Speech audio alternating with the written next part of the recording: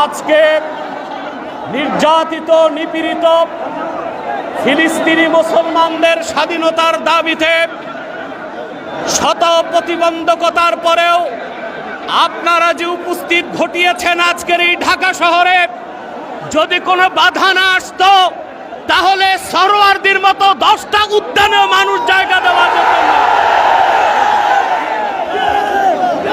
আমি সুস্পষ্টভাবে বাংলাদেশের বর্তমান সরকারকে দাবি জানাচ্ছি,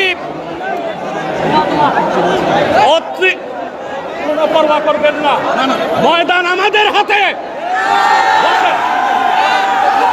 কথা বলতে দেন।